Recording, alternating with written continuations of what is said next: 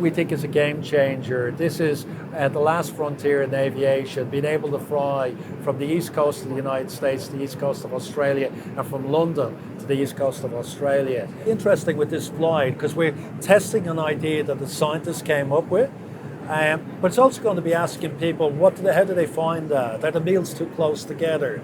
Were the meals not right? Did they not like the fact that it was all fluids and no alcohol? What do you think is the right combination on it? So this is always going to be a combination, and we're going to give people the choice at the end of the day. It's going to be people deciding, do you want the healthy way of doing it that the scientists recommended, or do you want to actually drink as much as you want to fly, and as much as you want, and stay up late at night? So it'll be up to the individual what they want, but it's going to be informed, and the whole purpose of this is giving them an informed choice.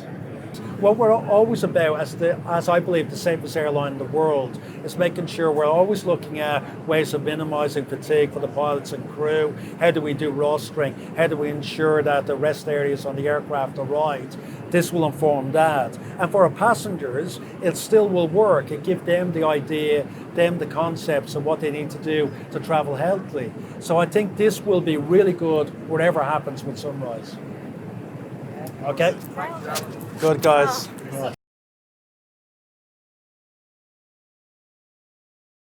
So tonight's flight is really significant because it's the first time ever we've been able to join the east coast of the United States with the east coast of Australia without stopping.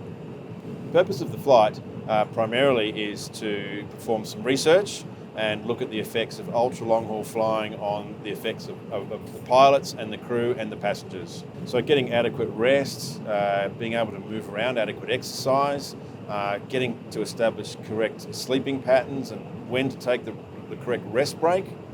So there are a number of the things that we'd need to consider. The research for these flights is extremely important in that it establishes the viability of our human performance as we move forward into longer and longer flights. So we're looking at pilot health and well-being, but the research will also benefit what we currently do. Normally out of air traffic control out of JFK is really busy.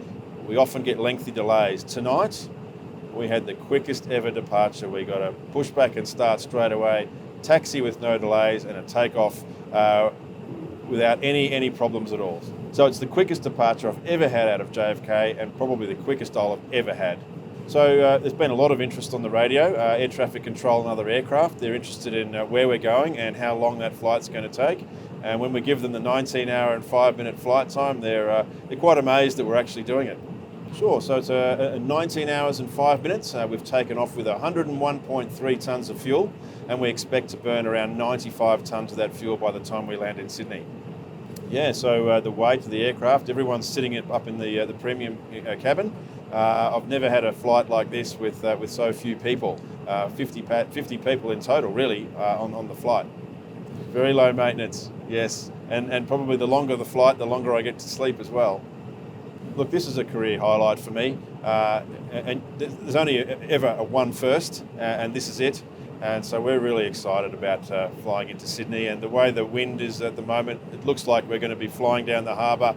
A great view of the bridge and the Opera House as we make our way down final approach. So a fantastic way to end such a long flight. There is a little bit of pressure there. There's always pressure, but this one is up another notch.